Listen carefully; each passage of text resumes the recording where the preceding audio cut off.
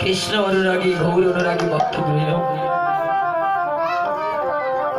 উপস্থিত অত্র এলাকার আমার মাননীয় পিতৃদেবতাগণ, উপস্থিত আছেন বক্সিমতী মাতৃমণ্ডলীগণ, যুবক বন্ধুগণ, দূর দূরান্ত থেকে আগত বৈষ্ণববৃন্দ, আজকের এই শুভ অধিবাসে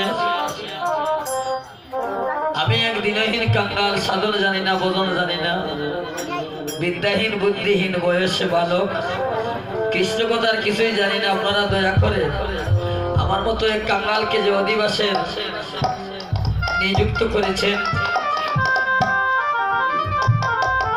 কৃষ্ণ কথা পরিবেশন করার মতো সেই রসনা আমার নেই। কৃষ্ণ কথা বলতে গিয়ে আমার জানা অনেক কুল ত্রুটি, অনেক অপরাধ থাকবে। আপনাদের কুলের সন্তান জেনে, ছোট্ট ভাই জেনে, দিনহীন জেনে আমায় কৃপা করে ক্ষমা সুন্দর দৃষ্টিতে দেখবেন। আপনাদের সবাকার চরণ ধুলি শিরে ধারণ করে মহাপ্রভুর চরণে প্রার্থনা করছি।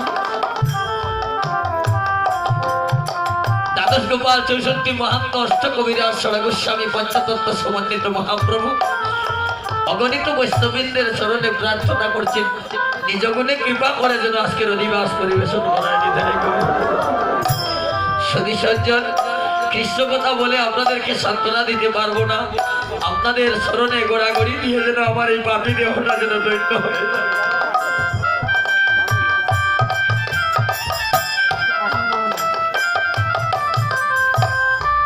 অধিবাস যারা আদিতে ছিলেন তারা আজকে আসছেন, বা মঙ্গল আচরণ। আগামীকাল ব্রাহ্ম মুহূর্ত হইতে পরদিন ব্রাহ্ম মুহূর্ত পর্যন্ত হরিনাম লীলা সংকীর্তন চলবে। আজকে তার মঙ্গল আচরণ গুলো চলছে। যারা আদিতে ছিলেন তারা এই সেবা সম্মানে আজকে আসছে।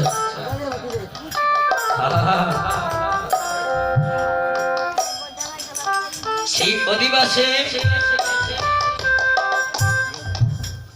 সেবা সম্মানে গৌর হরি যখন নৃত্য করে, যখন হরিনাম সংকীর্তনের আয়োজন হলো, অধিবাস চলছে, এক জায়গায় দেখা যায় দ্বিজবেদ ধ্বনি করে নারীগণে জয় করে আর সব বলে হরি হরি। দেখা যায় ফুলুর ধ্বনি করার মতো একজন মা পাওয়া যায় না। আজকে আপনাদের মনে এসে অত্যন্ত ভালো লাগছে যে আগে এসেই দেখলাম যে মায়েরা এখানে উপবেশন করছেন, যে আজকে অধিবাস হবে।